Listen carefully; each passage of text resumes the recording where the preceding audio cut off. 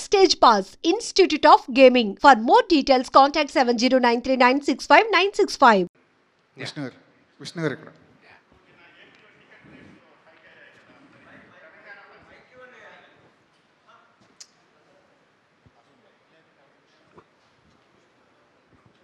Sir, ఏపీలో ticket rates hike అయ్యాయి మీది సినిమాకి సంబంధించి. ఇప్పుడు మరి తెలంగాణ పరిస్థితి ఏంటి సార్?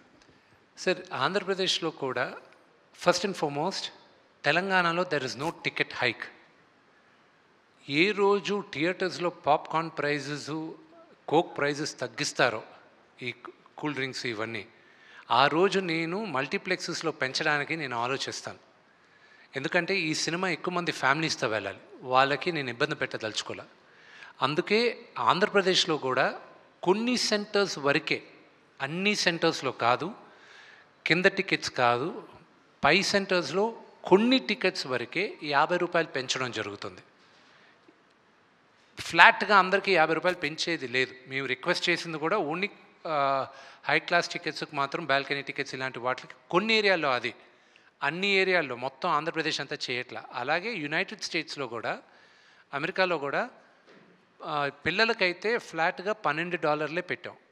అది ప్రీమియర్ షోకి అడల్ట్కి $16, మరుసటి రోజు నుంచి $14 పెట్టాం. పిల్లలకు మాత్రం $12 పెట్టాం. ఎందుకంటే నా వ్యూ ఏంటంటే ఈ సినిమా పిల్లలు ఎక్కువ చూడాలి. మేము చిన్నప్పుడు పెరిగింది, నాకు ఈరోజు రామాయణం, మహాభారతం నాకంతా తెలిసింది ఏంటంటే, సండే అయితే నేను టీవీ ముందు వెళ్ళి కూర్చునేవాడిని. రామాయణం వచ్చేది, మహాభారతం వచ్చేది, అలాగే కన్నప్ప, అలాగే రామారావు గారు తీసిన ఎన్నో సినిమాలు.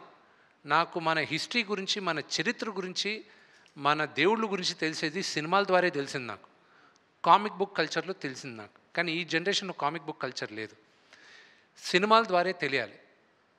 So it is my attempt. రాసేటప్పుడు కూడా 25 సంవత్సరాలు కింద పడిన వాళ్ళకి సినిమా చూడడానికి వెళ్ళినప్పుడు వాళ్ళకి ఎలాగా నచ్చుతుంది అనే ఉద్దేశంతోనే కథ చేసాం. సో అంతేగాని కకృతితో టికెట్ ప్రైజెస్ పెంచట్లా. విష్ణు గారు.